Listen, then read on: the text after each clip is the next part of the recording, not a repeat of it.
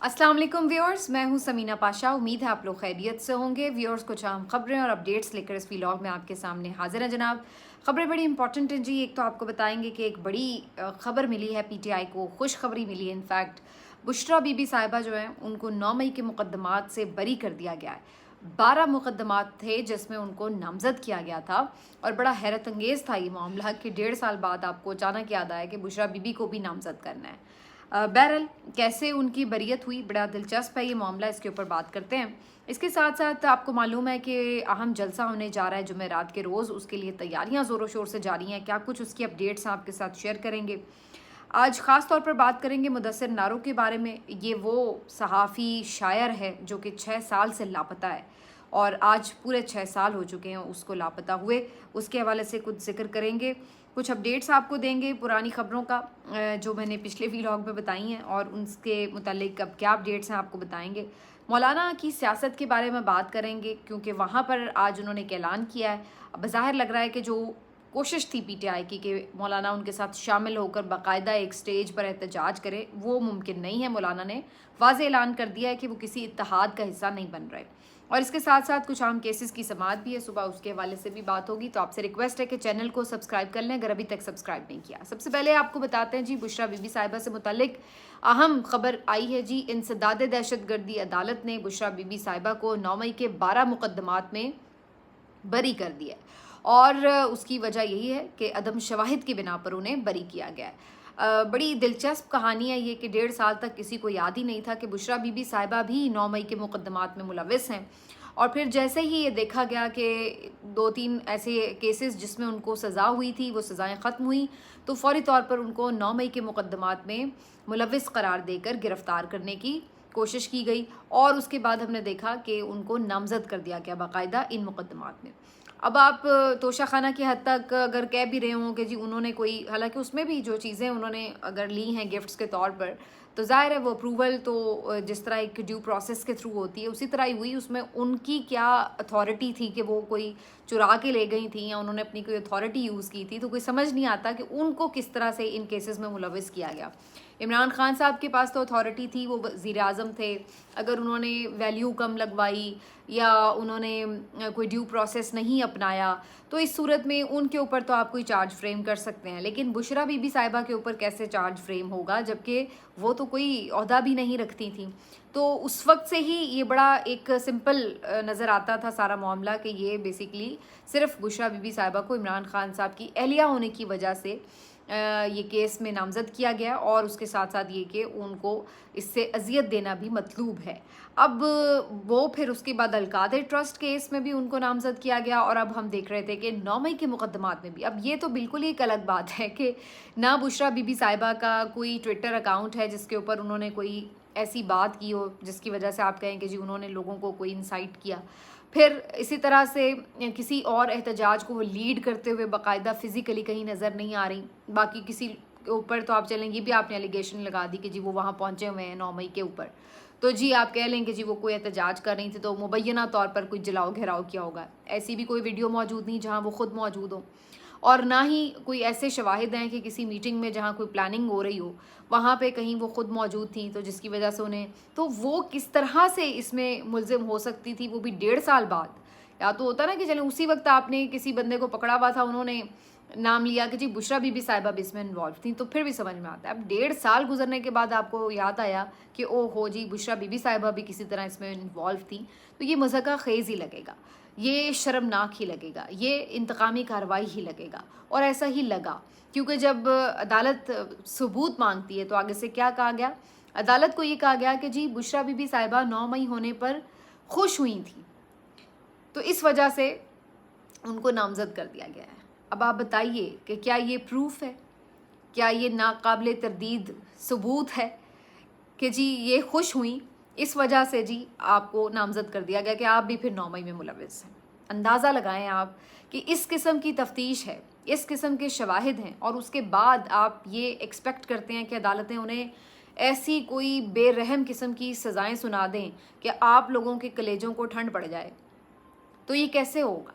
कम से कम आप सबूत तो कोई सामने रखें, कम से कम आप कोई केस तो स्ट्रांग बनाएं, और जिनके ऊपर बनते हैं, जो किसी तरह हो सकता है कि भाई आप कहीं मुलविस हो सकते हैं, तो वो तो समझ में आती है। अब आप ऐसे लोगों के ऊपर केस बनाएं कि जो किसी तरह मुलविस होने की उनकी समझ ही ना आए, और फिर उसके बाद हम ये देखेंगे जी वो कोई सबूत भी नहीं है, और 1.5 साल बाद आप केस बनाएं और फिर आप ये चाहें कि अदालतें उसके ऊपर सजा भी दें। अब वो मुस्कुराहट के ऊपर ये मुस्कुराना कौन सा सबूत होता है कि जिसके ऊपर सज़ा दे दी जाए? तो सर इसके ऊपर फिर जज क्या करेंगे? सर पकड़ के बैठ जाएंगे कि ये क्या मज़ाक का खेज़ बात है। तो बहरहाल जी उनको बाइज़्ज़त बरी कर दिया गया, डिस्चार्ज कर दिया गया इन केसेस से। तो बुशरा बीबी साहिबा कम से कम इन केसेस से तो अब बरी हो गई हैं। अब उनके ऊपर महज जो केस है वो तोशा खाना वाला है, जिसमें इस वक्त वो गिरफ़्तार हैं। और अगर उस केस में उनकी कोई भी आप समझ लीजिए कि ये अब चूँकि वो जुडिशल हो चुकी हैं, तो उनकी इसके ऊपर ज़मानत भी दायर हो जाती है। तो अगर उसमें ज़मानत उन्हें मिल जाती है तो उस सूरत में उनकी रिहाई हो सकती है फ़ौरी अमल में, क्योंकि उसके अलावा उनके ऊपर फ़िलहाल कोई केस नहीं है ऐसा जिसमें गिरफ़्तारी हो। अलकादिर में वो ऑलरेडी ज़मानत पर हैं, और तोशा खाना में भी अगर उन्हें ज़मानत मिल जाती है तो उनकी रिहाई हो सकती है। लेकिन उससे पहले मेरा अपना अंदाज़ा ये है कि कोशिश पूरी होगी कि अलकादिर में सज़ा ही सुना दी जाए ताकि उन्हें भी रिहा ना किया जाए, क्योंकि तोशा खाना में कभी इम्कान है कि उनकी ज़मानतें भी हो सकती हैं और हो सकता है केस ही फ़ारिग हो जाए, क्योंकि जो आज के दिन अब हियरिंग होनी है तोशा खाना की जस्टिस मियां गुल हसन औरंगज़ेब और जस्टिस बाबर सत्तार साहब की अदालत में, वो बड़ी इंपॉर्टेंट है, याद रखिए। और पिछली ही समाअत में मैंने आपको बता दिया था कि उन्होंने पूरी तरह केस को बिल्कुल बुलडोज़ ही कर दिया था अपने सवालात से, तो कुछ बाकी ही नहीं बचा था उसमें। उनके सवालात तो खैर जायज़ थे, लेकिन जो चूँकि जवाब आगे से कोई ऐसे नहीं थे, तो इसलिए वो केस ऑटोमेटिकली बुलडोज़ हो गया था।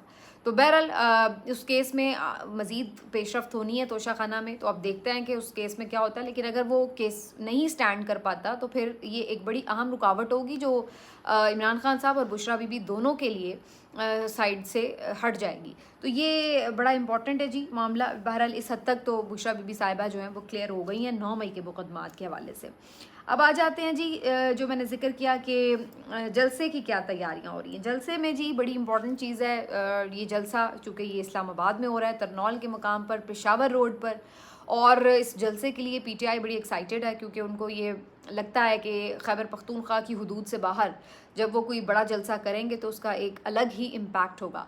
और अब तो वो जो जलसे करते हैं उनको हम देखते हैं इंटरनेशनली भी लोग स्पेस देते हैं। सवाबी जलसे के हवाले से भी लोगों ने स्पेस दिया, पीटीआई की दीगर जो एक्टिविटीज़ हैं उनको भी स्पेस मिल रही है। तो ऑटोमेटिकली ये एक इम्पैक्ट रखेगा अगर इस्लामाबाद के अंदर आप इस तरह का बड़ा जलसा करने में कामयाब होते हैं। इस जलसे के हवाले से मुख्तलिफ जो काफ़िले हैं और शहरों से भी रवाना हो रहे हैं, कुछ पहुंच रहे हैं, क्योंकि पीटीआई के बहुत से लोगों को ये ख़दशा है, जो कि काफ़ी हद तक दुरुस्त भी है, कि ये रास्ते ब्लॉक करेंगे, इस्लामाबाद आने के रास्ते रुकावटें खड़ी करके, कंटेनर्स खड़ी करके उसमें बंदिश की जाएगी ताकि ज़्यादा से ज़्यादा लोगों को रोका जा सके, वो पहुंच ना पाएँ। लेकिन दूसरी तरफ बड़ी ये खबरें इंटरेस्टिंग आ रही हैं कि जो अली अमीन गंडापुर साहब हैं वो चूँकि ज़ाहिर है काफ़िला लेकर आएंगे केपी से इस्लामाबाद की तरफ, तो वो अपने साथ चूँकि मशीनरी भी रखते हैं, अपनी एक सूबाई हुकूमत की ताकत भी रखते हैं, तो ये भी कहा जा रहा है कि जी वो मशीनरी अपने साथ लेके आएंगे, क्रेन्स वगैरह, ताकि कंटेनर्स को अगर रखा गया तो हटा दिया जाए ताकि लोगों को रुकावट ना हो और लोग आ सकें। तो बड़ा वो अब दोनों तरफ ये ऐलानात हो रहे हैं, यानी पीटीआई की तरफ से तो बड़ा कैटेगोरिकली ये कहा जा रहा है, और अब की बार बहुत जो इनके सीनियर लीडर्स हैं वो तक ये कह रहे हैं कि भले एनओसी मिले या ना मिले, हमने जलसा अब हर सूरत करना है। सलमान अकरम राजा साहब जैसा बंदा भी अगर ये बात कह रहा है टीवी पे बैठकर, तो उसको आप लाइटली नहीं ले सकते।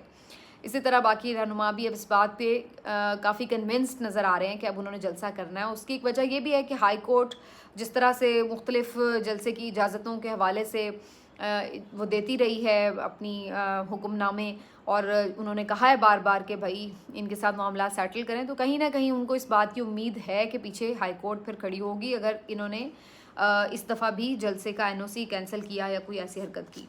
तो अभी काफ़ी इस बात के ऊपर मुतमईन नज़र आ रहे हैं कि ये जलसा हम कर लेंगे। शेर अफजल मरवत साहब भी काफ़ी एक्टिव हैं, सोशल मीडिया पर भी बड़े उसके ऊपर पैगाम दे रहे हैं, साथ में वो जलसा गाह भी पहुँचे हुए थे, देख रहे थे इंतज़ामात, बल्कि वो तो ये कहते हैं बड़ा छोटा यहाँ पे इन्होंने जो एरिया मुख्तस किया हुआ है ये तो बड़ा कम रह जाएगा, लोग तो इससे कहीं ज़्यादा आएंगे।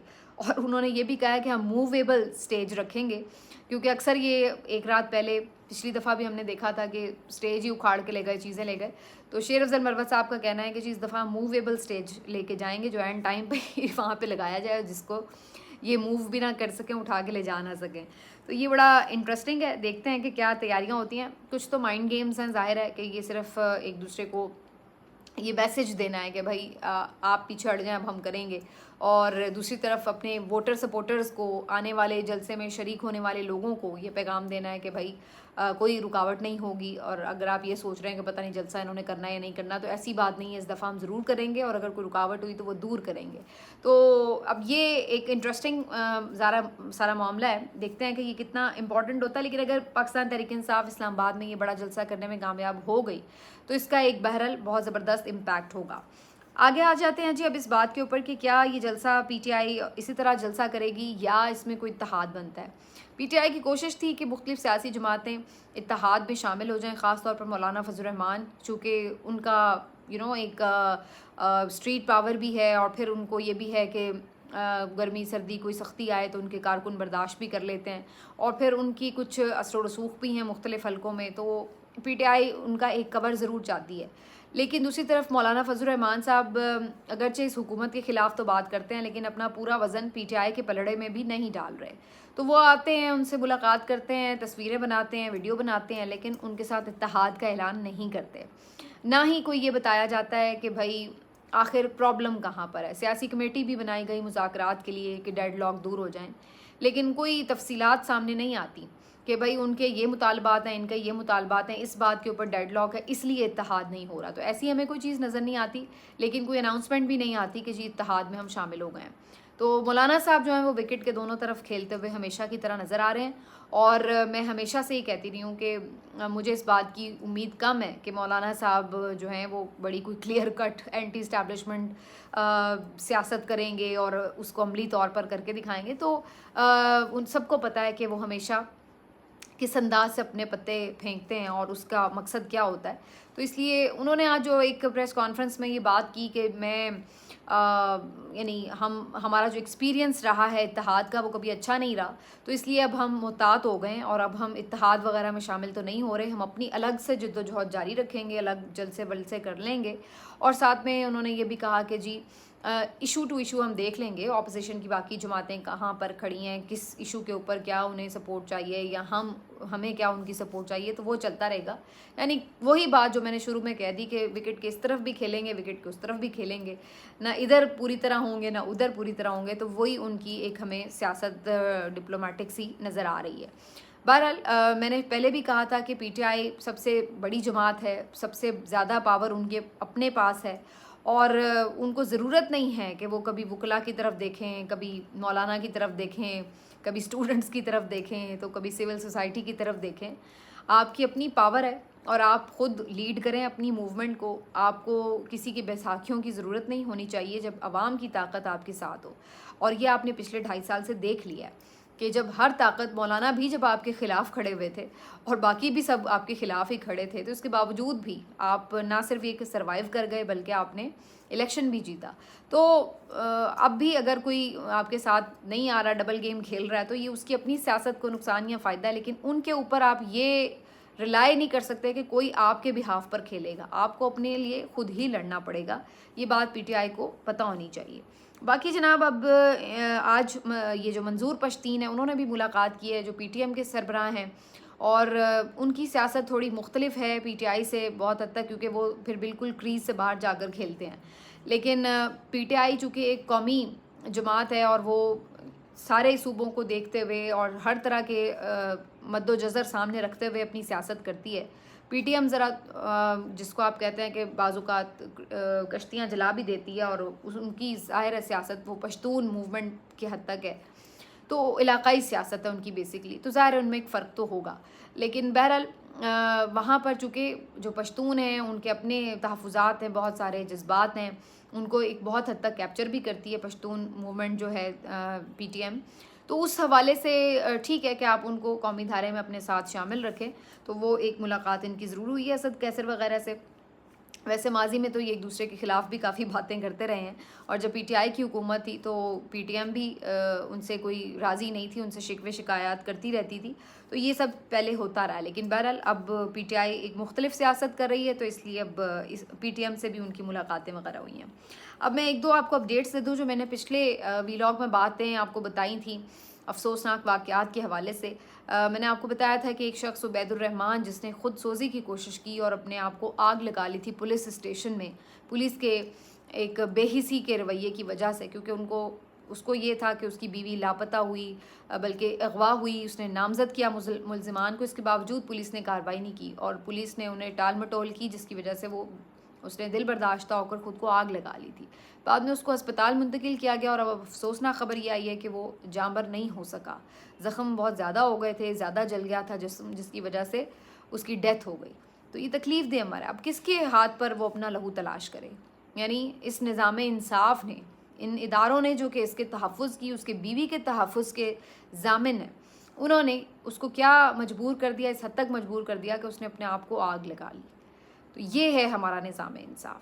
اور دوسری طرف یہی ہمارا نظام انصاف کس طرح سے امیروں کو، عمراء کو، اشرافیہ کو پروٹیکٹ کرتا ہے، اس کی بھی آج ہی کے دن ایک مثال سامنے آ گئی کہ جس طرح نشے میں دھت ایک ایلیٹ کلاس کی عورت نے ایک باپ بیٹی کو کچل دیا، اور ہم نے بعد میں کیا دیکھا، وہی گھسی پٹی کہانی بنا دی گئی کہ جی وہ تو ذہنی مریضہ ہے، اور جناب اس چکر میں اس کو ایک دن بھی حوالات میں نہیں رہنے دیا، اٹھا کے اسپتال منتقل کر دیا کہ جی اس کی تو ذہنی حالت ہی ٹھیک نہیں ہے. تو یہ ہمارا ملک ہے. اور اس میں ہم نے پہلے بھی دیکھا تھا کہ یہ شاہ رخ جتوئی اور ناظم جوکھیو اور کتنے ہی وڈیرے اور اس ٹائپ کے کتنے واقعات ہیں جس میں ہم نے یہ دیکھا ہے کہ آنکھوں کے سامنے ظلم کر رہے ہیں وہ، لیکن چھوٹ جاتے ہیں اور بڑے ڈھٹائی کے ساتھ وکٹریوں کے نشان بناتے ہوئے جاتے ہیں کہ کر لو جو ہمارا کرنا ہے، بگاڑ لو، کیا بگاڑ سکتے ہو. اسی قسم کا یہ بھی ایک ایگزامپل بنتا ہوا نظر آ رہا ہے بظاہر. تو یہ ہے اپڈیٹس ان دونوں واقعات کی. اور اسی طرح کا ایک واقعہ ہے جی مدثر نارو کا. مدثر نارو جو کہ ایک شاعر ہے اور ایک صحافی بھی، اور یہ نوجوان ہی ہے، زیادہ عمر نہیں ہے اس کی، اور یہ 2018 سے لاپتہ ہے. 2018 سے یہ لاپتہ ہے، اور اس وقت اس کے لیے بڑی آواز بھی اٹھائی گئی شروع میں، اور اس کے بعد وزیر اعظم اس وقت عمران خان تھے، وہ بھی ان کی فیملی سے ملے اور یقین دہانی کرائی کہ ان کا پتہ کریں گے، لیکن ان کا کچھ پتہ نہ چل سکا. عمران خان صاحب انہیں بازیاب نہیں کروا سکے. اور اس کے بعد یہ وقت گزرتا گیا، پی ڈی ایم کی حکومت آ گئی. شہباز شریف صاحب نے بھی ان کے اہل خانہ سے ملاقات کی. پھر مریم نواز صاحبہ اسی مدثر نارو کے بیٹے کے ساتھ تصویریں بھی بنائی اور بڑا اپنائیت کا سارا انہوں نے اظہار بھی کیا کہ جی ہمیں بڑی تکلیف ہے کہ یہ لاپتہ ہوا ہے اور یہ ہے وہ ہے، کیونکہ اس وقت انہیں سیاست کرنی تھی اس معاملے پر، کیونکہ یہ بندہ عمران خان کے دور میں لاپتہ ہوا تھا. تو ان کو ایک بنا بنایا ایشو مل گیا کہ جی ہم اس کے اوپر اب سیاست کریں گے کہ جی عمران خان کے دور میں یہ بندہ اٹھایا گیا، اس کا کچھ پتہ نہیں. تو اس وقت سب ملے بھی، تسلیاں بھی دی، سب کچھ کیا. جب بعد میں خود گورنمنٹ میں آئے پی ڈی ایم، پہلے بھی اور بعد میں اب تک بھی، اب آج تک مریم نواز کو یہ توفیق نہیں ہوئی کہ اس کے بچے کو جا کے پیار کر سکیں، اس کے سر پر ہاتھ رکھ سکیں.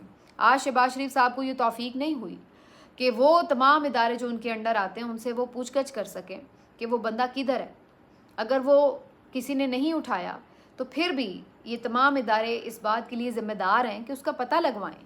اتنا بڑا ہمارا انٹیلیجنس نیٹ ورک ہے تو وہ کس کام کا ہے کہ اگر ایک شخص کا 6 سالوں میں پتہ نہیں لگ سکا. یہ چھوٹا سا بچہ جس کی عمر 6.5 سال ہے، 6 مہینے کا تھا جب مدثر نارو لاپتہ ہوا تھا، اور آج تک وہ اپنے باپ کو نہیں دیکھ سکا.